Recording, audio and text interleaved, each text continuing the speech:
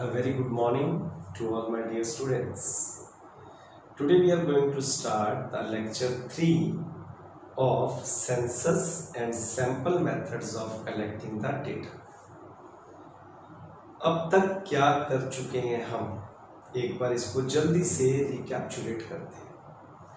हम पढ़ चुके हैं सबसे पहले क्या है यूनिवर्सल पॉपुलेशन, क्या है census method of collecting the data, जहां हम सारे यूनिवर्स के बारे में पढ़ते हैं। और यूनिवर्स का मतलब होता है जिनके बारे में हम पढ़ना चाहते हैं वो सभी आइटम्स। सैंपल मेथड, जो कि उसमें से कुछ सैंपल को लेकर हम पूरे यूनिवर्स की स्टडी करते हैं। दोनों में से कौन सा मेथड बेस्ट है और क्यों, क्या अच्छी क्वालिटीज हैं, एसेंशियल्स हैं एक सैंपल की।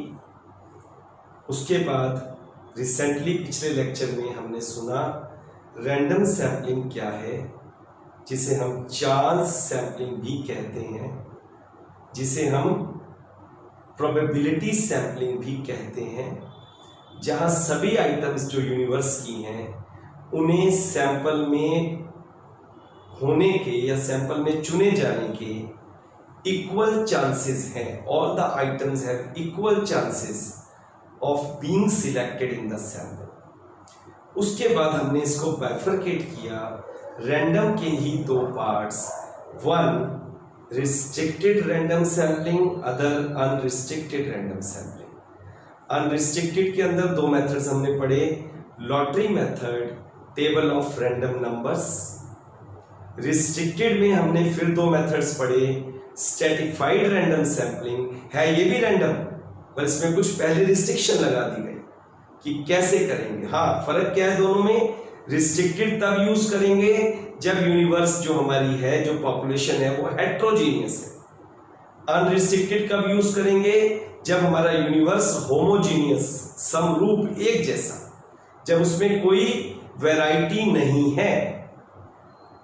और जो हमारा हेट्रोजीनियस यूनिवर्स है जिसको हमने कहा रिस्ट्रिक्टेड रैंडम सैम्पलिंग, उसके अंदर भी दो मेथड्स, स्ट्रैटिफाइड रैंडम सैम्पलिंग और सिस्टेमेटिक रैंडम सैम्पलिंग। और उसके बाद मैंने आपको कहा था अब लास्ट टॉपिक हमारा बचा है, that is non random sampling. इसे हम आज फिनिश करेंगे।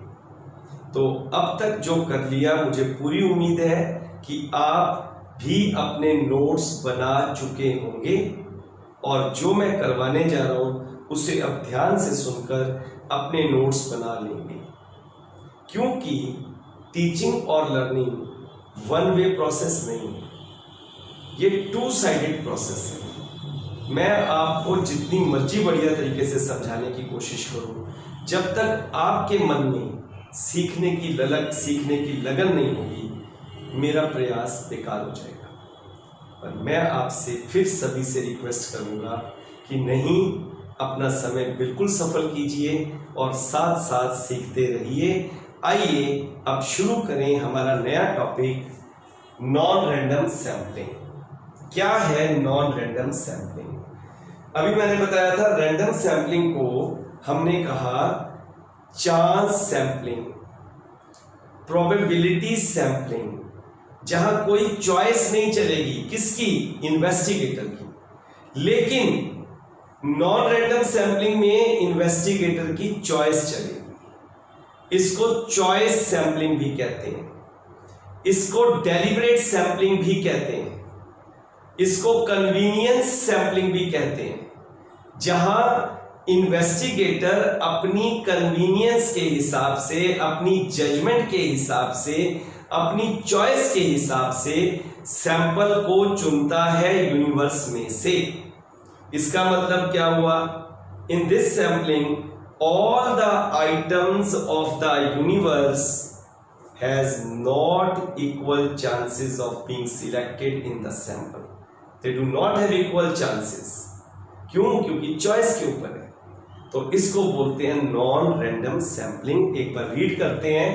इन this method the selection of the sample depends upon the judgment of the investigator। यहां पर उसकी अपनी जजमेंट है।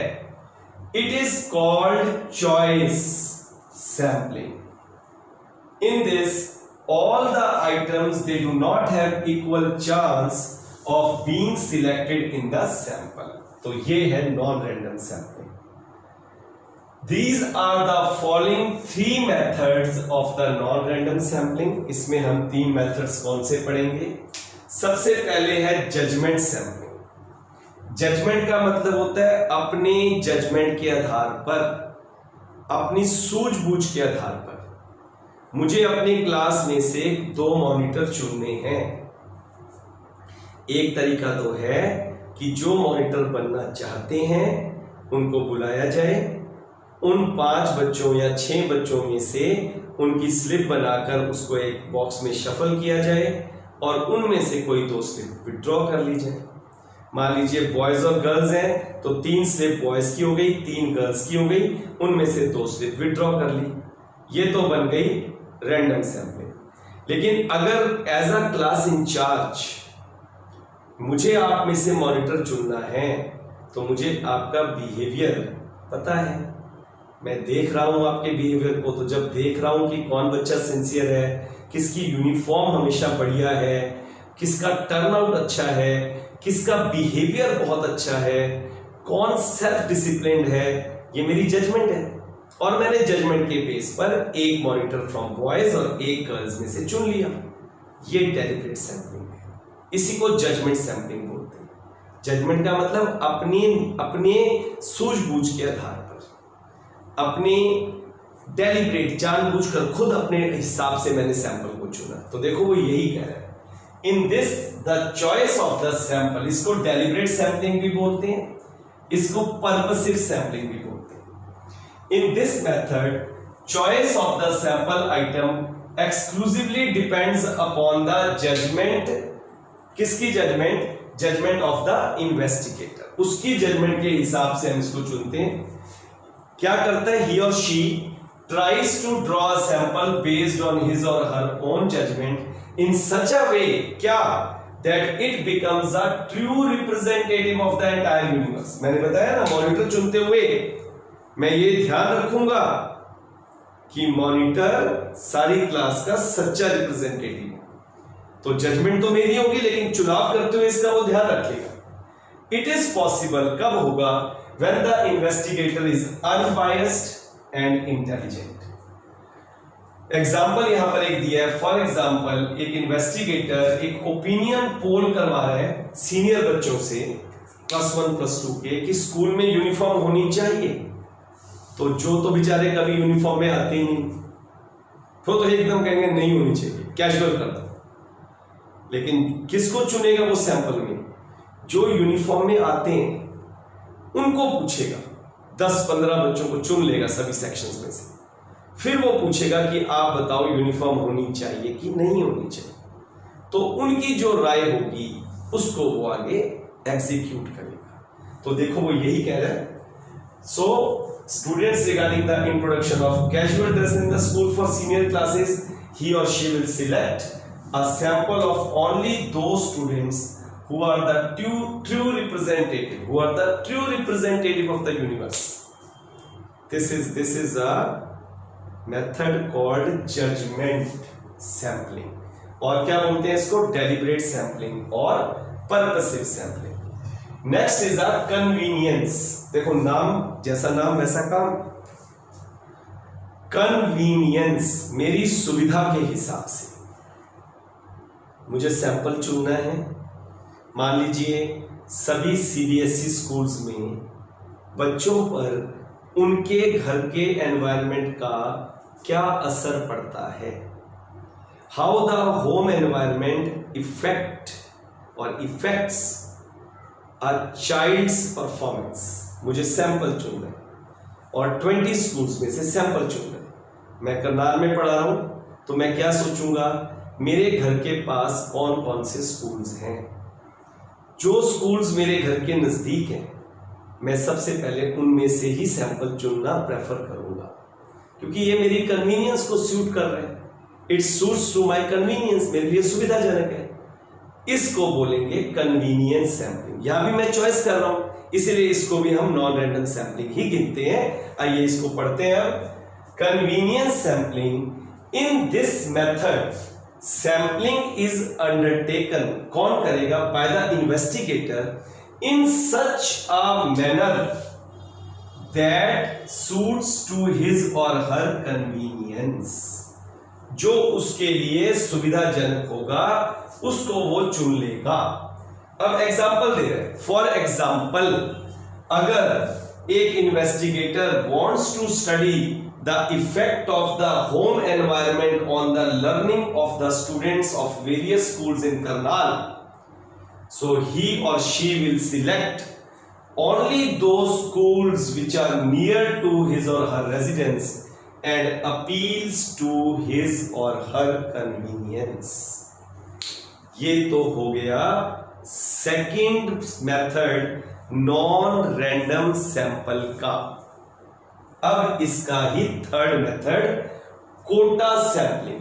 ध्यान देना, आपने स्ट्रेटिफाइड सैंपलिंग पढ़ा था कि इसमें हम सारे पॉपुलेशन को अलग अलग स्ट्रेटा में, ग्रुप्स में डिवाइड करते हैं। किसके बेस पर? On the basis of its various characteristics. Class 1, 2, 3, 4, 5, 6 आपने पढ़ा पूरे स्कूल में, क्लासेस में बाइफरकेट कर दिया स्टैंडर्ड वाइज। फर्स्ट स्टैंडर्ड के, सेकंड स्टैंडर्ड, थर्ड स्टैंडर्ड, वही काम यहां करना है। कोटा में भी हम सारे यूनिवर्स को अलग अलग ग्रुप्स में डिवाइड करेंगे। पहला काम।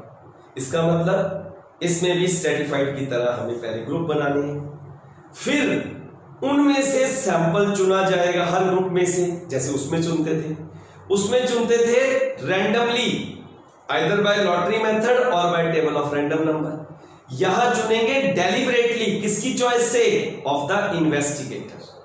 तो बिल्कुल क्लियर दिमाग में आना चाहिए कि यहां सैंपल का चुनाव चॉइस के बेस पर होगा।